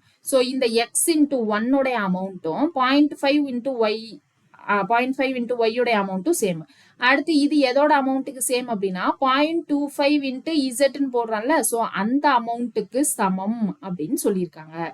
ஓகேவா? ஸோ அப்போ இங்க அவங்க சொன்ன அமௌண்ட்ன்றது எனக்கு x equal to x by 2 equal to x by 4. இங்க ஆனா x x number of coins சமம் கிடையாது, அந்த வேல்யூ தான் சமம். ஓகேவா? ஸோ அந்த வேல்யூ தான் சமம் அப்படின்னு சொல்லியிருக்காங்க. ஸோ அதுதான் வந்து இங்க நமக்கு கொடுத்துருக்கிற பெரிய ட்விஸ்ட். அப்போ இந்த சம்மை வந்து நம்ம எப்படி கண்டுபிடிக்கணும், ஃபர்ஸ்ட் ஒரு 1 ரூபா காயின் இருக்கு, 50 பைசா காயின் இருக்கு, 25 பைசா காயின் இருக்கு. ஸோ மொத்தம் எத்தனை பைசா எத்தனை காயின், 175 காயின். அப்போ நான் இது எக்ஸ் ஒய் இசட்னு வச்சுக்கிறேன். So equal to 175. இது ஒரு ஈக்குவேஷன். இப்போ இதனுடைய மதிப்பு வேணும் அப்படின்னா என்ன பண்ணணும், எக்ஸ் பிளஸ் இங்க என்ன பண்ணுவோம் 50 டிவைடட் பை 100 ஒய் அப்படின்னு வச்சுக்கலாம். இங்க என்ன வந்துடும் 25 இசட் பை 100. இதனுடைய மொத்த மதிப்பு நமக்கு என்னன்னு தெரியாது, ஆனா இது மூணத்துடைய மதிப்பும் சமம் அப்படின்னு மட்டும் நமக்கு தெரியும். ஸோ அப்போ x equal to 50 by 100 y equal to 25 z by 100 அப்படின்னு கிடைச்சிருச்சு இல்லையா? ஸோ இதுக்கப்புறம் என்ன பண்ணும், ஒய் பை 2, இது வந்து ஒய் பை 4. அப்போ x equal to 2 y by 2, sorry x equal to y by 2 equal to z by 4. அப்போ இங்க நான் என்ன பண்ணணும், இங்க ஒரு வேல்யூவா சப்ஸ்டியூட் பண்ணணும். இங்க நான் ஃபர்ஸ்ட் இது ரெண்டை மட்டும் நான் எடுத்துக்கிறேன்னு வைங்களேன். அப்போ ஒய் ஈக்குவல் டு 2x அப்படின்னு கிடைச்சிரும் இல்லையா?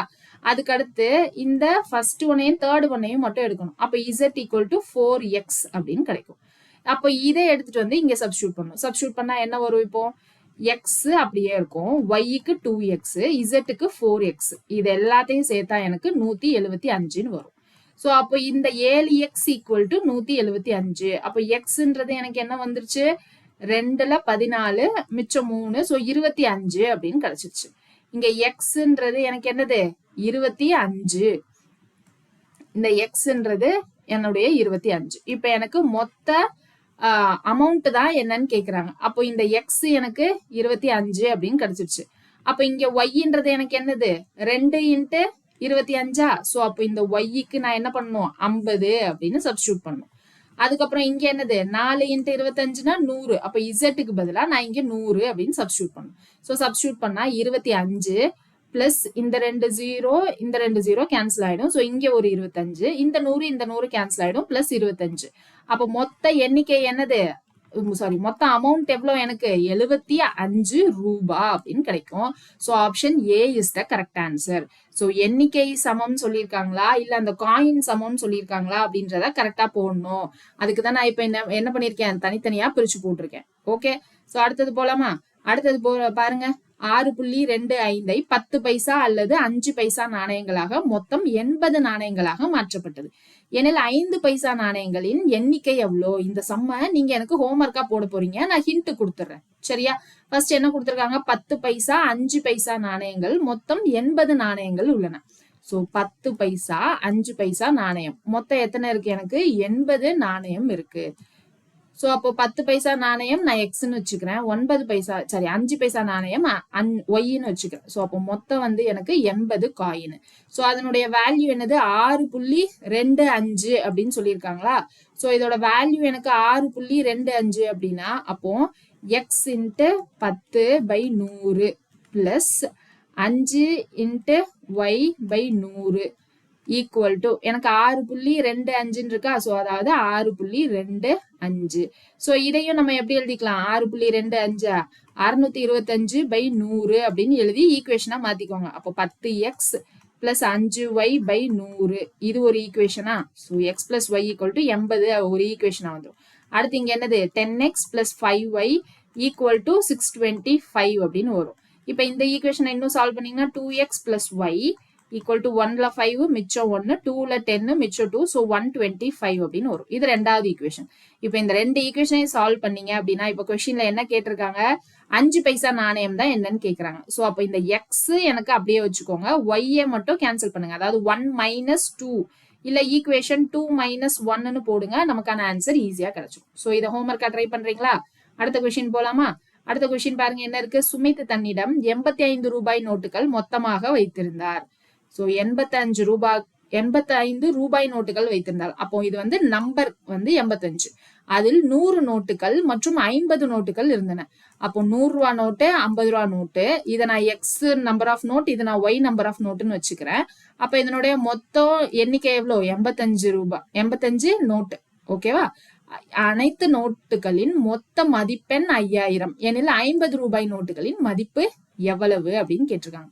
சோ மொத்த மதிப்பு 5000 அப்படின்னா இங்க என்னது 100x plus 50y equal to 5000 அப்படின்னு சொல்லியிருக்காங்க. இப்ப இந்த ரெண்டு ஈக்குவேஷனை சால்வ் பண்ணா போதுமா? இதையும் நீங்களே ட்ரை பண்றீங்களா? இந்த ரெண்டு சம் ஹோம் இருக்கு. ஓகேவா. நான் மட்டும் தனியா போட முடியாது, நீங்களும் சேர்ந்துதான் போடணும். சோ அந்த ரெண்டு சம் நீங்க போடுங்க, இதுக்கப்புறம் வர சம்லாம் நான் போட்டுறேன். சரியா. சோ அடுத்த கொஸ்டின் பாருங்க. குறிப்பிட்ட நான் ஹோம்ஒர்க்னு கொடுக்கறத அப்பப்போ ஹோம்ஒர்க்ல போட்டு பாத்துருங்க. நான் ஹிண்டோட தான் கொடுக்குறேன். சோ ட்ரை பண்ணி பார்த்துட்டு உங்களுக்கு ஆன்சர் வேணும் அப்படின்னா நீங்க எனக்கு கமெண்ட் செக்ஷன்ல போடுங்க, நான் உங்களுக்கு கரெக்டான ஆன்சரும் நான் உங்களுக்கு பார்த்துட்டு சொல்லிடுறேன். இல்லைன்னா இந்த புக்கோட பிடிஎஃப் நான் ஏற்கனவே அட்டாச் பண்ணியிருக்கேன்னு நினைக்கிறேன் ஏதோ ஒரு வீடியோ கீழே. சோ அங்க போய் புக் டவுன்லோட் பண்ணிட்டு கூட நீங்க ஆன்சரை கிராஸ் செக் பண்ணிக்கலாம். சரிங்களா. சோ அடுத்தது, குறிப்பிட்ட எண்ணிக்கையிலான நபர்கள் ஒவ்வொருவர் சம பங்கு அளித்து 3 லட்சமாக உயர்த்த முடிவு செய்தனர். அவர்கள் ஒவ்வொருவரும் 50 ரூபாய் அதிகமாக கொடுக்க முன்வந்தால் மொத்தம் 3.5 லட்சம் 3.5 லட்சமாக சேர்ந்திருக்கும். எனில் எத்தனை நபர்கள் உள்ளனர்? சோ எத்தனை நபர்கள் இருக்காங்கன்னு தெரியல, நான் எக்ஸ் நபர்கள்னு வச்சுக்கிறேன். அவங்க வந்து ஈக்குவலா ஷேர் போட்டு 3 லட்சமா ஆக்கணும்னு ட்ரை பண்ணிருக்காங்க. ஆனா அவங்க போடுற ஈக்குவல் ஷேரை கொஞ்சம் ஜாஸ்தி, அதாவது இந்த 50 ரூபாய் ஜாஸ்தி பண்ணா 3.25 லட்சமா மாறுது. 3.25 லட்சம்னா என்னது 25,000 ஜாஸ்தி ஆகுது. 25,000 எப்படி ஜாஸ்தி ஆகுது, எனக்கு 50 ரூபாய் ஜாஸ்தி போட்டாலே 25,000 ஆகுது. ஓகேவா. அப்போ 50 ரூபாய் ஜாஸ்தி போட்டா 25,000 ஆகுது. எத்தனை நம்பர் ஆஃப் மெம்பர்ஸ் 50 ரூபாய் போட்டா எனக்கு 25,000 வருது அப்படின்றத கண்டுபிடிச்சா போதுமா?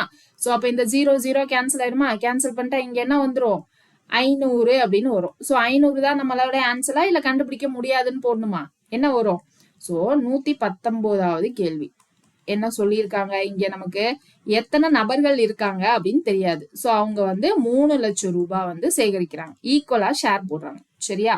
சோ இந்த ஈக்குவல் ஷேரு எனக்கு வந்து எக்ஸ் ரூபாய் போட்டு இது வந்து எக்ஸ் நம்பர் ஆஃப் பர்சன்ஸ்னு வச்சுக்கலாம்.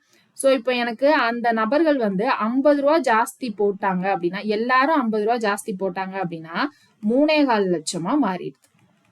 இப்போ அந்த மொத்த நபர்களின் எண்ணிக்கை தானே கேட்டிருக்காங்க, எனில் எத்தனை நபர்கள் இதுதான் கேக்குறாங்க. சோ எத்தனை நபர்கள், இப்ப எனக்கு என்னது 25,000 தான் வந்து ஜாஸ்தியா வருது. சோ எத்தனை பேர் எனக்கு 25,000 கொடுக்கணும், 50 பேர் எத்தனை பேர் கொடுத்தா எனக்கு 25,000 மாறும் அப்படின்றதுதான் இப்ப நம்மளுடைய கொஸ்டின். சரியா. சோ எத்தனை பேர் கொடுக்கணும், 50 ரூபாவா கொடுக்குறாங்க. சோ எத்தனை பேர் கொடுக்கணும், 500ன்னு வருமா? கரெக்டா. அப்போ இங்க எனக்கு ஆப்ஷன்ல இருக்கா, இல்ல. சோ அப்போ ஆப்ஷன் வந்து D is the correct answer. So இப்ப இங்க என்ன மிஸ் பண்ணிருக்காங்களோ அதை வச்சுதான் என்ன பண்ணணும், நம்ம கண்டுபிடிக்கணும். சோ இங்க எப்படி கண்டுபிடிக்கலாம், எனக்கு இங்க எக்ஸ்ட்ரா 25,000 வருது. எப்படி வருது, இந்த 50 ரூபாய் எக்ஸ்ட்ரா போடுறதுனால வருது. எத்தனை பேர் 50 ரூபாய் போட்டா எனக்கு 25,000 வரும் அப்படின்றத வச்சுதான் கண்டுபிடிக்கணும். சரியா. சோ அடுத்த கொஸ்டின் பாருங்க. ராம் என்பவர் 50 கிலோ அரிசி வாங்குவதற்கு கடைக்கு சென்றார். ஓகே. சோ 50 50 ரூபாய்க்கு அரிசியா இல்ல என்ன சொல்லியிருந்தாங்க 50 கிலோ அரிசி வாங்க போயிருக்காரு. ஸோ 50 கிலோ அரிசி வாங்குறதுக்கு கடைக்கு போயிருக்காரு. 2 விதமான அரிசிகள் முறையே ஒன்றின் விலை 4.5க்கும் மற்றொன்றின் விலை 5ஆக வாங்கினார். ஸோ 2 விதமான அரிசி இருக்கு. 4.5 ரூபாய்க்கும் இருக்கு, 5 ரூபாய்க்கும் இருக்கு. சரியா? ஸோ 4.5 ரூபாய்க்கும் இருக்கு, 5 ரூபாய்க்கும் இருக்கு. கிலோக்கு சொல்லியிருக்காங்க. மொத்தமாக ரூபாய் 240 செலவழித்தால் எனில் அவர்கள் வாங்கில மலிவான விலையின் அரிசி அளவு என்ன? சோ இதுல இருந்து எக்ஸ் கேஜி வாங்கியிருக்காங்க, இதுல இருந்து ஒய் கேஜி வாங்கியிருக்காங்கன்னு வைங்க. மொத்தம் 240 ரூபா வந்து செலவு பண்ணியிருக்காங்க. சோ அப்போ இந்த மலிவான அரிசி எவ்வளோ கிலோ வாங்கியிருப்பாங்க, அதான நம்மளுடைய கொஸ்டின். சோ இப்ப இங்க இருந்து எப்படி கண்டுபிடிக்கலாம்? எனக்கு இந்த மலிவான அரிசி வந்து எக்ஸ் கேஜி ஒய் கேஜி அப்படின்னு வச்சுக்கலாம். இது வந்து எக்ஸ் கேஜி வாங்கியிருக்காங்கன்னா அப்போ இங்க என்னது மொத்தம் 50 கிலோ தான் வாங்குறாங்க. அப்போ 50 மைனஸ் எக்ஸ்ன்னு வந்துருமா? அப்போ எக்ஸ் கிலோ இருக்கிற அரிசி 4 ரூபாய் அப்படின்னு வச்சுக்கலாம். அடுத்து 5 ரூபாய் இருக்கிற அரிசிய 50 மைனஸ் எக்ஸ் கிலோ வாங்குறாங்க. மொத்த செலவு எனக்கு 240 ரூபாய் அப்படின்னு போட்டுக்கலாமா? இது 9ல பாதி தானே 4. அப்போ 9/2x அப்படின்னு போட்டுக்கிறேன். Plus 250 minus 5x equal to 240 அப்படின்னு வந்துடும். இப்போ இங்க எல்சிஎம் எடுக்கலாமா? ஸோ எல்சிஎம் எடுத்தா இந்த 2 எல்லா பக்கமும் போய் கேன்சல் ஆயிடுமா? So 9x plus 500 minus 10x equal to divided by மொத்தமா 2ன்னு வரும். நான் அந்த 2வை இந்த பக்கம் கொண்டு வந்துடுறேன். ஸோ 2 × 240. ஸோ அப்போ இங்க 9 மைனஸ் 10xனா minus X plus 500 equal to 480. அப்போ இந்த எக்ஸ் அந்த பக்கம் கொண்டு போயிட்டா என்னவாயிடும்? 500 minus 480 which is equal to 20. அப்போ எத்தனை கிலோ அரிசி வாங்குறாரு மலிவான விலையில? 20 கிலோ அரிசி வாங்குறாரு. So 120th question ஆன்சர் என்னது? Option A is the correct answer. அடுத்து, ஒரு பள்ளியில் ஒவ்வொரு குழந்தையும் 5 கைவினை பொருட்களை ஒரு நாளில் செய்து முடிக்கலாம். ஸோ 120வது கொஸ்டின் 121. ஒரு பள்ளியில் என்ன சொல்லியிருக்காங்க? ஒரு பள்ளியில் உள்ள ஒவ்வொரு குழந்தையும் 5 கைவினை பொருட்களை ஒரு நாளில் செய்து முடிக்கலாம். ஒரு குழந்தை, ஒரு சில்ட்ரன் என்ன பண்றாங்க? ஒரு நாள் 1 டேக்கு எத்தனை பொருட்கள் பண்றாங்க? 5 பொருட்கள் பண்றாங்க. சரியா? இப்போ அடுத்த கேள்வி என்னது? ஒரு பொருட்காட்சியில் 1125 கைவினை பொருட்களை காட்சிப்படுத்த வேண்டும் என்றால் 25 குழந்தைகள் எத்தனை நாளில் அவற்றை செய்து முடிக்க வேண்டும்? ஸோ 25 நாள்ல பண்ணணும். டோட்டலா எத்தனை கைவினை பொருள்? 1125 பொருள் வைக்கணும் அப்படின்னா எத்தனை சில்ட்ரன் தேவைப்படுவாங்க அப்படின்றதுதான். சாரி, எத்தனை நாட்கள்ல முடிக்கணும் அப்படின்னு சொல்றாங்க. ஸோ இது வந்து 25 குழந்தைகள் எத்தனை நாட்கள்ன்றதான் நம்ம கேட்குறாங்க. இது வந்து காலம் மற்றும் வேலை கணக்கா? என்னது? P1 D1 H1 by W1 அந்த மெத்தட் பார்த்தோம்ல. ஸோ அதுல வர்றது. ஒரு குழந்தை ஒரு நாள்ல முடிக்கிறாங்க. எத்தனை ஒர்க்கு? 5 பொருள். இப்போ 25 குழந்தை எத்தனை நாள் வேலை பார்த்தா எனக்கு 1125 பொருள் பண்ணலாம் அப்படின்றதுதான் கேள்வி. இப்போ இதை 5ஆம் வாய்ப்பால் அடிச்சா என்ன வரும்? 2ல 10 மிச்சம் 1, 2ல 10 ஸோ 5. திரும்ப இதை 5ஆம் வாய்ப்பால் அடிச்சா 5 45 அப்படின்னு வரும். திரும்ப இதை 5ஆம் வாய்ப்பால் அடிச்சா 9. அப்ப எத்தனை நாள்ல முடிச்சிருவாங்க? 9 நாள்ல முடிப்பாங்க. அடுத்தது, குழந்தைகள் தினத்தில் 540 குழந்தைகளுக்கிடையே இனிப்புகள் பகிர்ந்தளிக்கப்பட்டன. ஸோ டோட்டலா நம்பர் ஆஃப் ஸ்டூடெண்ட்ஸ் 550 அவங்களுக்கு இனிப்பு கொடுத்துருக்காங்க. ஆனால் அன்று 120 குழந்தைகள் வரவில்லை. ஸோ 540ல 120 வரல அப்படின்னா என்னவாயிடும்? 420 குழந்தைகள் தான் வந்திருப்பாங்க இல்லையா? ஸோ 420 குழந்தைகள் தான் வந்தாங்க. அதனால் ஒவ்வொரு குழந்தைகளுக்கும் 4 இனிப்புகள் கூடுதலாக கிடைத்தது. எனில் முதலில் திட்டமிட்டபடி ஒவ்வொரு குழந்தைகளுக்கும் எத்தனை இனிப்புகள் வழங்கப்படும் அப்படின்னு கேட்டாங்க. ஸோ 540 குழந்தைகள் இருந்தாங்க. ஒரு குழந்தைக்கும் வந்து எனக்கு எக்ஸ் ஸ்வீட்ஸ் கொடுத்துருக்காங்க. இப்போ 420 குழந்தைகள் வர்றப்போ எனக்கு என்ன ஆயிடுச்சு? எக்ஸ் பிளஸ் 4 ஸ்வீட்ஸ் கொடுத்துருக்காங்க. அப்போ இந்த எக்ஸ் ஸ்வீட்ஸ் தான் என்ன அப்படின்றது கேக்குறாங்க. ஓகேவா? ஸோ அதை எப்படி கண்டுபிடிக்கலாம்? நம்ம எத்தனை குழந்தைங்க இருந்தாங்க, சாரி எத்தனை ஸ்வீட் கொடுத்தாங்கன்னு நம்ம இந்த மாதிரி கொஸ்டினுக்கு என்ன பண்ணலாம்? ஆப்ஷன்ல இருந்து போகலாம். அப்படி இல்லைன்னா நம்மளே கூட என்ன பண்ணலாம்? லாஜிக்கா யோசிச்சும் சால்வ் பண்ணலாம். ஸோ 540 இப்போ எத்தனை பேர் லீவு? 120 பேர் இல்லையா? ஸோ அப்போ அந்த 120 பேருக்கு என்ன பண்ணிருக்கணும்? இந்த 4 நாள் ஸ்வீட் எக்ஸ்ட்ராவா போயிருக்கு அந்த 120 பேர் வராததுனால. கரெக்டா? அப்போ 120 × 4 அப்படின்னு போட்டா மொத்த ஸ்வீட் என்ன வந்திருக்கும்? 420 பேருக்கு 4 ஸ்வீட் போயிருக்கு. அப்போ மொத்தமா எத்தனை ஸ்வீட்டை வந்து அவங்க வந்து பிரிச்சு கொடுத்துருக்காங்கன்னு பாருங்க. 1680 ஸ்வீட்டை எனக்கு இந்த 420 பேருக்கு பிரிச்சு கொடுத்துருக்காங்க. அப்போ அந்த 120 பேருக்கு தான் எத்தனை ஸ்வீட்டு? அந்த 1680 ஸ்வீட். அப்போ ஒருத்தருக்கும் எத்தனை ஸ்வீட் கொடுக்க வேண்டியது இருந்திருக்கும் சொல்லுங்க. 1680 by 120 போட்டா போதுமா? 120 போட்டா போதுமா? புரியுதா நான் சொல்றது? லாஜிக்கா யோசிச்சா போதும். இங்க பாருங்க, 540 பேர் ஸ்டூடெண்ட்ஸ் இருக்காங்க, அவங்களுக்கு எக்ஸ் ஸ்வீட் கொடுக்கணும்னு சொல்லியிருக்காங்க. ஆனா 120 பேர் வரல, அதனால 4 ஸ்வீட் ஒரு குழந்தைக்கும் ஜாஸ்தி ஆயிருக்கு. அப்ப மொத்த ஸ்வீட் எவ்வளோ? 420 இன்ட்டு 4 அப்படின்னு போட்டா மொத்தம் எத்தனை ஸ்வீட் பிரிச்சு கொடுத்துருக்காங்கன்னு தெரியுமா? ஸோ 420 இன்ட்டு 4ன்னு போட்டா 1680 வருது. ஸோ இந்த 1680 ஸ்வீட் யாருக்கு போய் சேர்ந்துருக்கணும்? லீவு போட்ட 120 குழந்தைங்களுக்கு போய் சேர்ந்துருக்கணும். ஸோ இந்த 120 குழந்தைங்களுக்கு தான் 1680 ஸ்வீட் போயிருக்கணும். அப்போ நீங்க 1680 by 120ன்னு போட்டா நமக்கு என்ன கிடைச்சிரும்? ஒரு குழந்தைக்கும் எத்தனை ஸ்வீட் ஒரிஜினலா கொடுக்க முடிவு பண்ணிருந்தாங்க அப்படின்னு கிடைச்சிருமா? ஸோ 1ல 12 மிச்சம் 4 அப்படின்னா 14 ஸ்வீட் கொடுக்க முடிவு பண்ணிருப்பாங்க. So option A is the correct answer. அடுத்து, ஒரு குடும்பத்தின் மாத செலவுகளில் ஒரு பகுதி நிரந்தரமானது. ஓகே, ஸோ குடும்பத்தோட மாத செலவுல ஒரு பகுதி வந்து நிரந்தரமானது அப்படின்னு சொல்லியிருக்காங்க. நான் அதை எக்ஸ் அப்படின்னு வச்சுக்கேன், நிரந்தரமான பகுதி.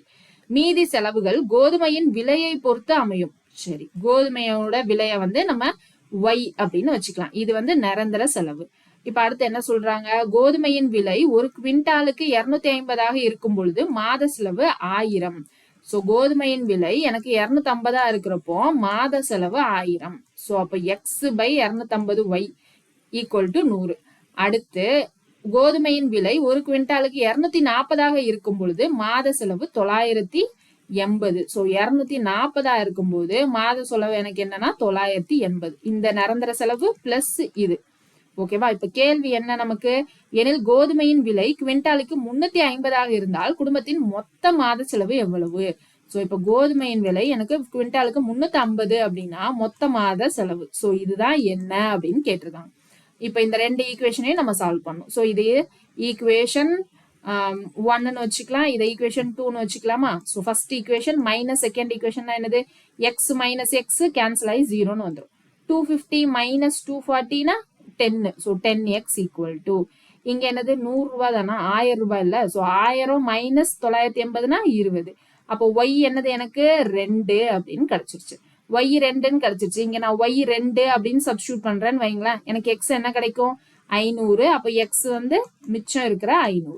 எனக்கு இப்ப இந்த எக்ஸ் பிளஸ் 350 ஒய் தான் வேணும். அப்ப 500 பிளஸ் 350 இன்ட்டு 2னா 700. அப்ப 700 பிளஸ் 500 என்ன வந்துடும்? 1200 தான் நம்மளுடைய செலவு. So option C is the correct answer. அடுத்தது, ஒரு வகுப்பின் மாணவர்களை வரிசையாக நிக்க வைத்தனர். ஒவ்வொரு வரிசையிலும் 4 மாணவர்கள் அதிகமாக இருந்தால், ஸோ ஒரு வகுப்பின் மாணவர்களை நான் எக்ஸ்ன்னு வச்சுக்கிறேன். ஸோ அவங்க நிக்க வச்சா வரிசைய ஒய் வரிசைன்னு வச்சுக்கலாம்.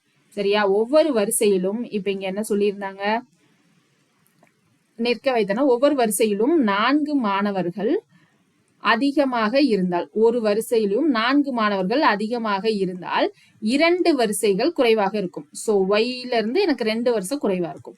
ஒவ்வொரு வரிசையிலும் 4 மாணவர்கள் குறைவாக இருந்தால், ஸோ ஒவ்வொரு வரிசையில எனக்கு 4 மாணவர்கள் குறைவாக இருந்தால் எனக்கு என்ன நடக்கும்? 4 வரிசைகள் அதிகமாக இருக்கும் அப்படின்னு சொல்லியிருக்காங்க. எனில் வகுப்பில் உள்ள மாணவர்களின் எண்ணிக்கை எத்தனை?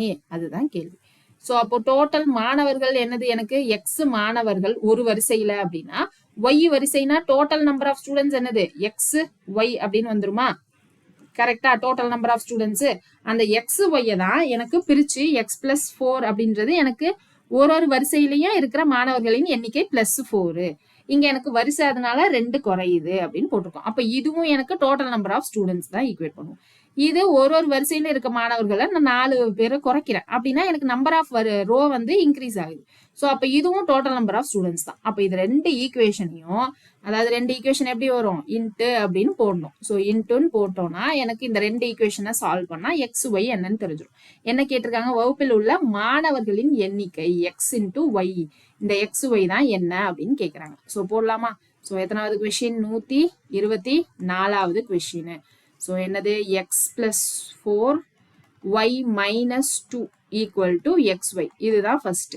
அடுத்து இப்ப 4 மாணவர்களை குறைக்கிறப்போ எனக்கு எத்தனை வரிசை கூடுது? 4 வரிசை கூடுது. அப்போ y plus 4 equal to x y. So இந்த ரெண்டு ஈக்குவேஷனை தான் சால்வ் பண்ணும். ஃபர்ஸ்ட் இந்த ஈக்குவேஷனை சால்வ் பண்ணா என்ன வரும்? ஃபர்ஸ்ட் எக்ஸை உள்ள எடுத்துட்டு போறேன் அப்படின்னா xy minus 2x. அடுத்து 4 உள்ள எடுத்துட்டு போனேன் அப்படின்னா +4 minus 8 equal to xy. So இந்த xy கேன்சல் ஆயிடுமா? ஸோ அதுக்கப்புறம் நான் இந்த மிச்சம் இருக்கிறத நான் என்ன பண்றேன்? டிவைடட் பை -2 அப்படின்னு பண்ணிட்டா இங்க என்ன இருக்கும்? x minus 2y plus 4 equal to 0 அப்படின்னு ஒரு ஈக்குவேஷன் கிடைச்சிடும்.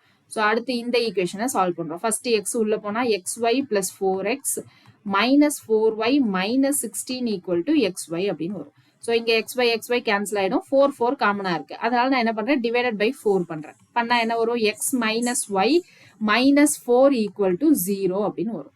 ஸோ இப்போ இந்த ரெண்டு ஈக்குவேஷனை நம்ம என்ன பண்ணணும் அப்படின்னா சால்வ் பண்ணி கண்டுபிடிக்கணும். ஸோ இது இப்போ ஃபர்ஸ்ட் ஈக்குவேஷன், இது second equation. First equation minus second equation அப்படின்னு பண்ணா என்ன வந்துடும்? எக்ஸ் மைனஸ் எக்ஸ் 0 ஆயிடும். இங்க minus 2y minus of minus y. அடுத்து +4 minus of minus 4 equal to 0. இங்க minus 2y plus y னா minus y. இங்க என்ன வந்துரும்? minus minus நமக்கு plus அப்படின்னு ஆயிடும். So +8 equal to 0. அப்போ y ஓட வேல்யூ 8 அப்படின்னு கிடைச்சிருச்சு. ஸோ y ஓட வேல்யூ இங்க நான் 8 அப்படின்னு சப்ஸ்டியூட் பண்ணா என்ன வரும்? x minus 8 minus 4 equal to 0 னா x ஓட வேல்யூ 12. அப்போ டோட்டல் நம்பர் ஆஃப் ஸ்டூடெண்ட்ஸ் என்னது? எனக்கு 12 into 8. So 96 number of students. சரியா? ஸோ அடுத்த கொஸ்டின், ஒரு தேர்வில் ஒரு மாணவன் ஒரு எண்ணின் 3/14 பகுதியை கண்டுபிடிக்க சொல்லப்பட்டது. ஒரு எண்ணோட 3/14 பகுதியை கண்டுபிடிக்க சொல்லப்பட்டது. தவறுதலாக அவர் அந்த எண்ணின் 3/4 பகுதியை கண்டுபிடித்தான். ஸோ அந்த எண்ணோட 3/4 பகுதியை கண்டுபிடித்து விட்டான். அவனுடைய விடை கிடைக்க வேண்டிய விடை இங்க ஏ அப்படின்னா கிடைக்க வேண்டிய விடையை விட 150 அதிகமாக கிடைத்தது எனில் அந்த எண் என்ன அப்படின்னு கேக்குறாங்க. அப்ப இங்க என்னவாயிடும்? 3x/4. இந்த 3x/4 இந்த ஏக்கு பதிலா நான் இதை எடுத்துட்டு வந்து சப்ஸ்டியூட் பண்ணலாமா? சப்ஸ்டியூட் பண்ணா என்ன வரும்? 3x/14 equal to 150 அப்படின்னு வரும். ஸோ இங்க இருந்து நான் எக்ஸை மட்டும் கண்டுபிடிச்சா போதும். ஸோ சால்வ் பண்ணலாமா? ஸோ 3x/4 minus 3x/14 இல்ல first. So 3x/4 equal to 3x/14 minus 3x/14 equal to 150. So இப்போ இங்க என்ன பண்ணுவோம்? 2 2s are 4. இங்க 7 2s are 14. ஸோ இங்க வந்து ஒரு 2 காமனா இருக்கு. ஸோ அதை அப்படியே வச்சுட்டு ரிமைனிங் இருக்கிறத கிராஸ் மல்டிப்ளை பண்ணா போதும். So 3 into 7 21x minus 3 into 3 into 2 6x divided by 7 into 2 into 2 which is equal to 150. 21ல 16 போச்சு அப்படின்னா என்னது? 15x which is equal to 150 into 7 into 2 into 2. So இந்த 15x இதுனா 10. அப்போ 10 7s are 70. 70 into 4. So 70 into 4 என்னது? 280 அப்படின்னு வரும். So option C is the correct answer. So இன்னும் நமக்கு 144 questions டோட்டலா இருந்துச்சு. ஸோ 125 வரைக்கும் பார்த்துட்டோம். ரிமைனிங் இன்னும் ஒரு கிளாஸ்ல என்ன பண்ணிடலாம் அப்படின்னா சிம்பிளிஃபிகேஷனை முடிச்சிடலாம். சரியா? ஸோ நேற்று வீடியோ போட முடியல, இன்னைக்கு போட்டாச்சு. ஸோ உங்க ஃப்ரெண்ட்ஸுக்கும் ஷேர் பண்ணுங்க. டெஃபினட்டா இந்த சீரியஸ் வந்து நம்ம இதுக்கப்புறம் ரெகுலரா எடுத்துட்டு போறோம். நெக்ஸ்ட் மண்டேவோட நமக்கு சிம்பிளிஃபிகேஷன் முடிஞ்சிரும். ஸோ ரெகுலரா ஃபாலோ பண்ணுங்க. சரியா? ஸோ நெக்ஸ்ட் கிளாஸ்ல பார்க்கலாம். தேங்க்யூ.